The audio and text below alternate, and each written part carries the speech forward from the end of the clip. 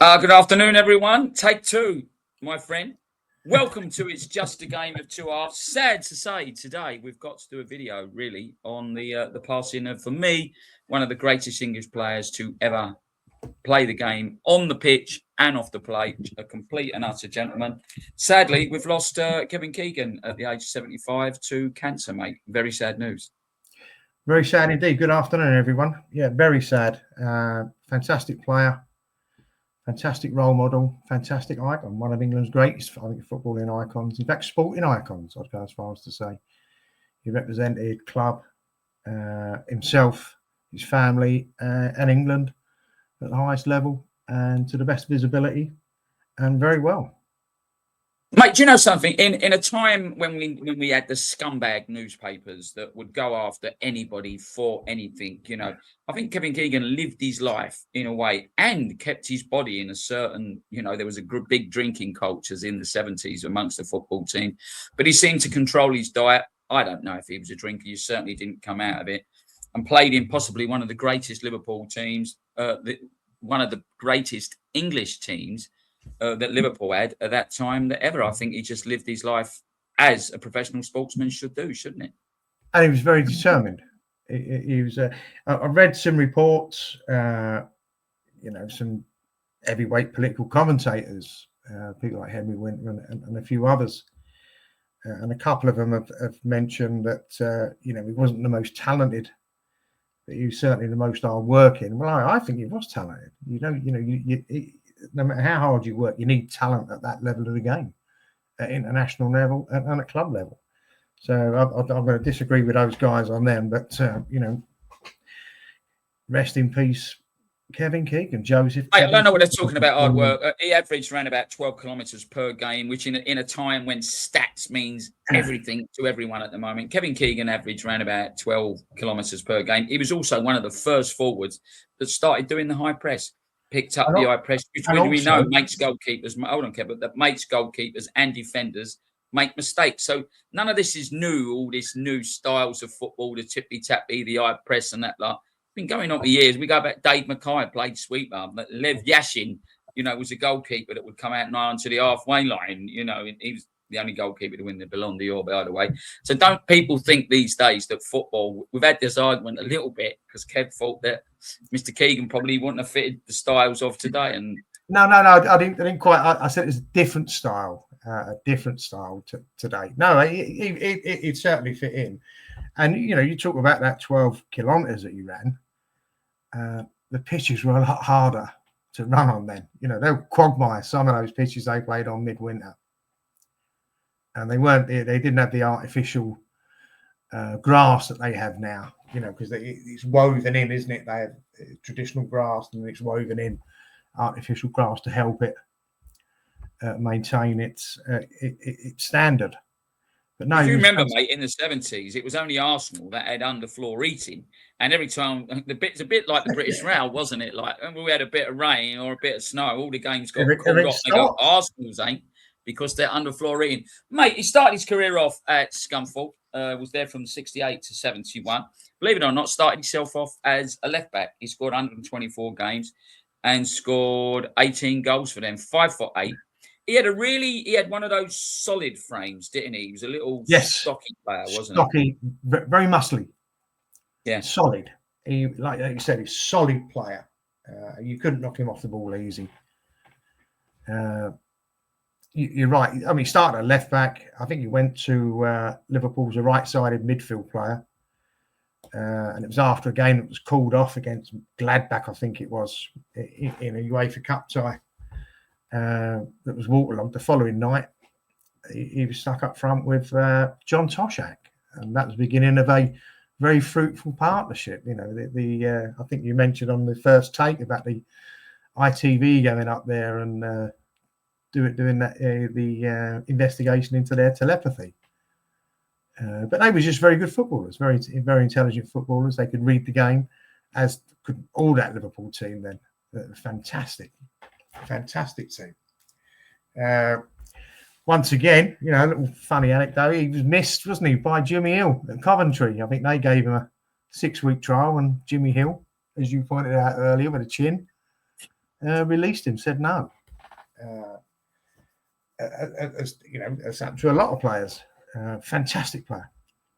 He did a lot for the game, mate, Jimmy Hill. We've got to come back to that as another game. You know, he really pushed, like you said, with his wages was 50 quid a week, you know. But Jimmy Hill made Johnny Haynes the first 100, he was playing for Fulham at the time, the first £100 a week footballer. Yeah. At Liverpool, mate, he played there from 71 to 77, 268 appearances, 100 goals. They won 3 Division 1 winners, proper titles. They won 2 UEFA Cups, 1 European Cup, 1 FA Cup, 2 Charity Shields. And he won the European Footballer of the Year in 1977. You pointed out in 77 that they won the league and the European Cup, and it was Man United that stopped them in the FA Cup. Yeah. I think another year, they without him, they did do a treble, but it was the League Cup that they won. I think they did win the first treble. But no, one of the Charity Shield games, when he got taken out 2-footed by Johnny Giles, got up, the first bloke he saw was Billy Bremner and lapped him. They ended up fighting and getting sent off. They both took their shirts off in disgust, didn't they? About 10 minutes before that, mate, Giles should have been sent off because he actually punched. They was the Argentina of the time, Leeds, wasn't they? I mean, I'm not going back to what Alf Ramsey actually called them animals. I don't want to go. I'm so angry still about it. So we'll talk that. Let's keep about Kevin Keegan. For me, mate, he was on a lot of programs. He was a figurehead. He had the curly perm. Did you have one? Because I had one. I had a Kevin Keegan. No, I had highlights. I went the other way. You know what I mean? And like he did the Brute adverts, as we said, with Henry Cooper. But that was the money they earned then, Kev. They had to do a lot of outside things outside football with advertising, etc., to earn money, because the money they earned from football was never going to leave them well off. When most players at that point always wanted to own a pub when they left, didn't they? I think his first wage for Liverpool was it 71? You said he went there, or 70s? 71. He was there 71 to 77. Yeah, 70. I think his first wage was about £50 a week. He got £100 performance bonus or playing bonus, but his basic wage was £50 a week.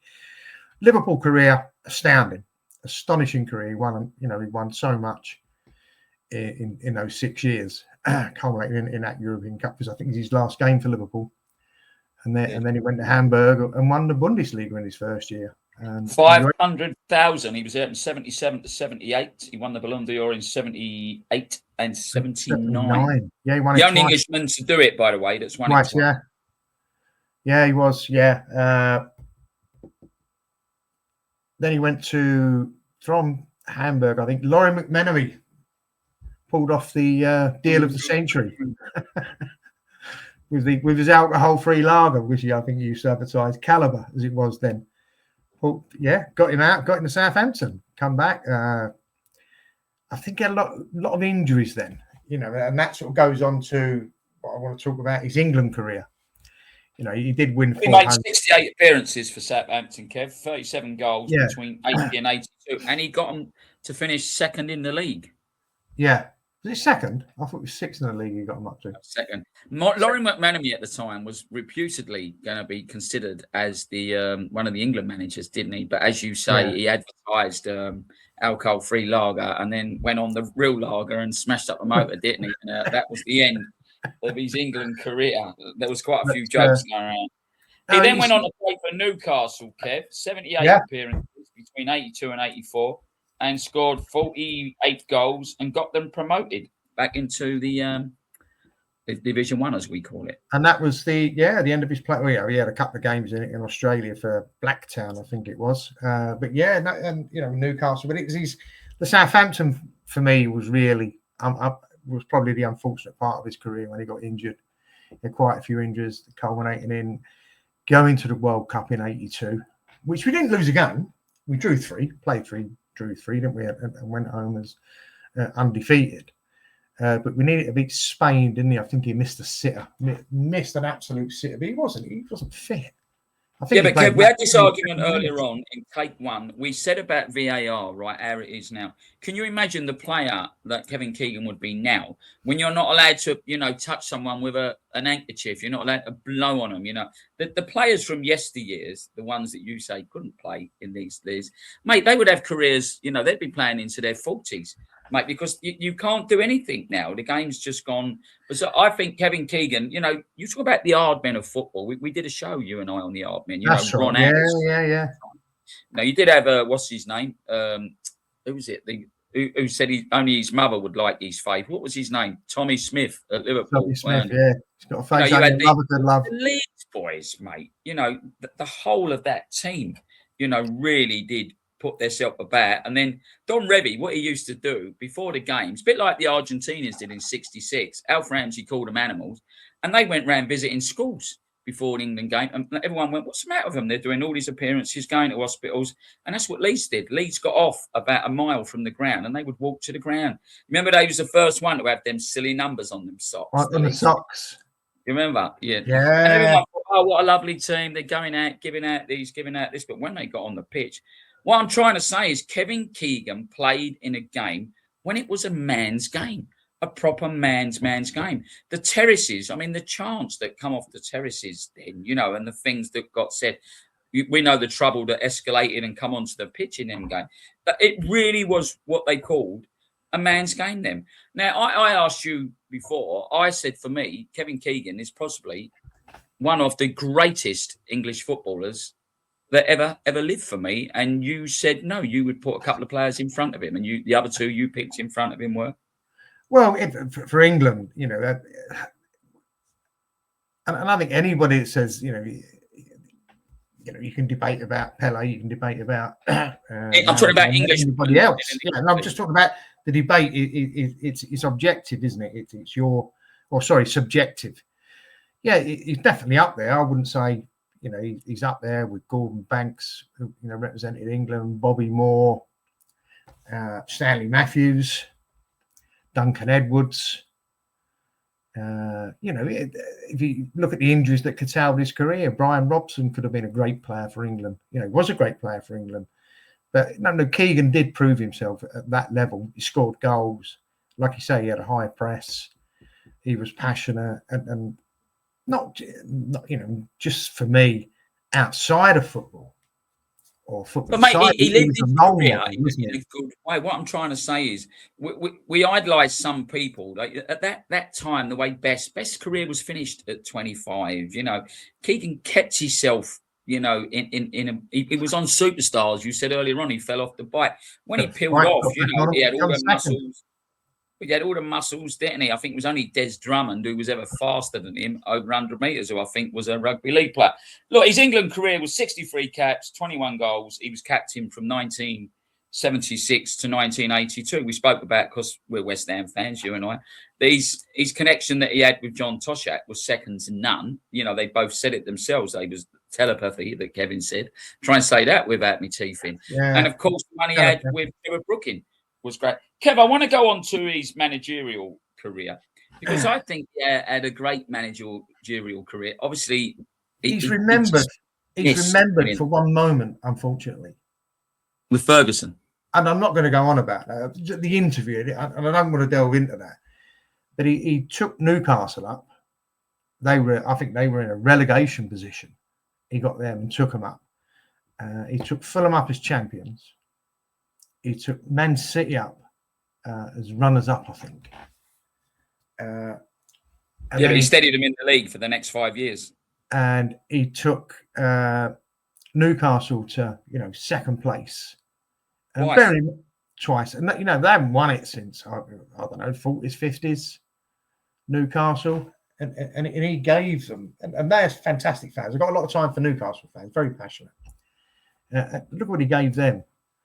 And Fulham, small London club, took them into the league.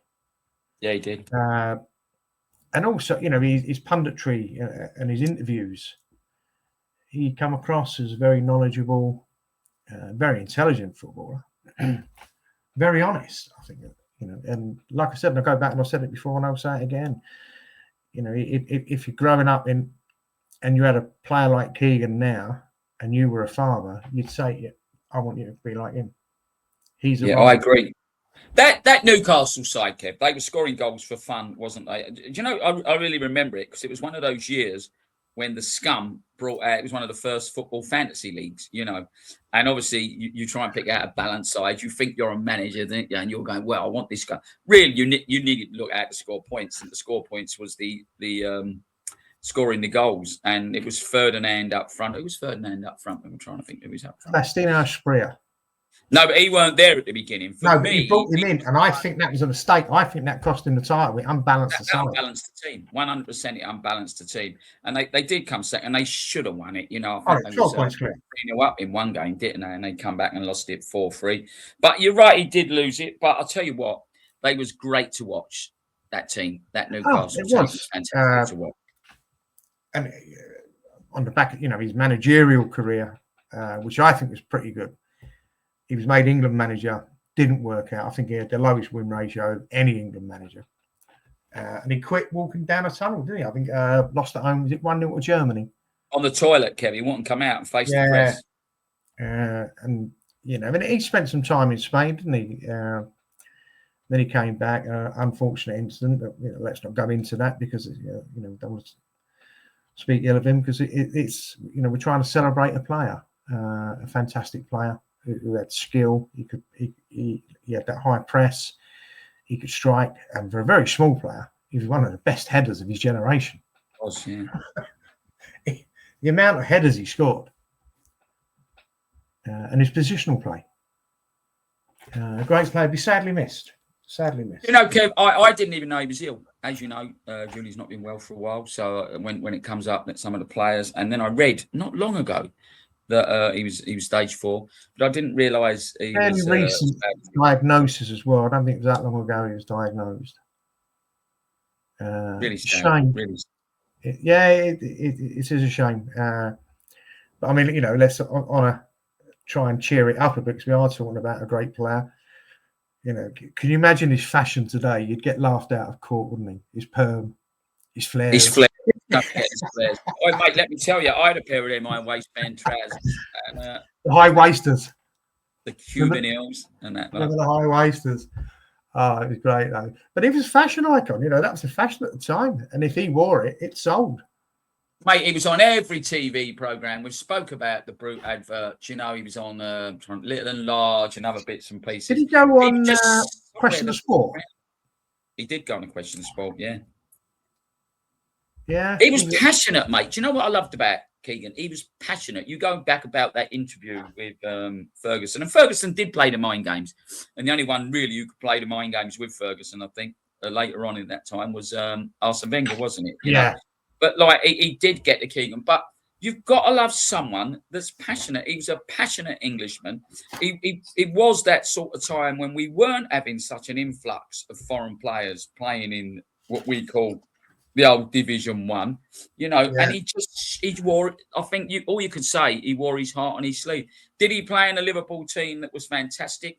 I couldn't tell you, for instance, the Chelsea team now, but if you asked me to name that Liverpool team, I could name that Liverpool team, because when we were kids, whoever was successful, I said this earlier on, when we all played football on the grass and that, we say, I'm Liverpool, you go, right, you're so-and-so, you're Keegan, I'm this one. And you knew all the teams. You bought all the stickers. You put them in. Was it the Panini stickers you put in the book? Not Panini. Panini's a roll, and it began with a P anyway. The name. Yeah. But he was just a great all-round. He was a big ambassador, I think, for English football as well. Do you think we're ever going to get another Englishman that's going to win the Ballon d'Or twice? I don't know. We've had clubs win the European Cup. Liverpool won it a few times. They've not got Ballon d'Or. City. I think Rodri might get it this year. Yeah, but he's not an Englishman, mate. I'm talking about English. European Footballer of the Year in '77. Just trying to think of the teams that have won it. No, I don't think we breed players like that anymore. It's a different game, Kev, because half the teams haven't got no Englishmen in them. There lies the problem, and there lies the problem with our national team. You're getting players from all over the country, not just us. And it's another conversation, because what happened. Keegan and players of that era. I think you mentioned before, and I think somewhere I read it that Liverpool won the title with 13 players, 42 games, and the European Cup. 13 players. That's what he used. 2 games. Now, playing on them pitches, like you said, going abroad. And remember, when they won it, if you wanted to go in the European Cup, which the so-called Champions League is rubbish now, it's just to get more money. It's a money-making machine. Yeah. It's not Champions League. But Liverpool won it when if you won the league, you went in, it used to be the European Cup, the UEFA Cup, and the Cup Winners' Cup. That's what they used to be. Yeah. Those of you who are younger than about 20 years of age, you're not going to remember it. But they won it and went home and away with on all them pitches. Mate, some of them Turkish games, if you remember, mate, it was like going into a war zone. They would line up at the airport, weren't they? That was really, really like bad news away games when you went to them away games. Kev, look, I don't want to drag this out. And you played. Sorry. And you go, but you know, the modern players, you know, the travel is so much better than those guys had, and the hotels are so much better than those guys had. And it was real travel, and you didn't get, you know, Keegan would play a midweek game and he'd come back on a Saturday. You didn't have the Sunday, Monday games you got now. Don't start me, Kev. Do not start me on. You're not being able to play 2 games a week. They went everywhere on coaches, by the way. You know, that's right. Yeah. An away game. I used to go to West Ham on a Lacey's coach, and on the way home, you'd see the West Ham coach. Yeah.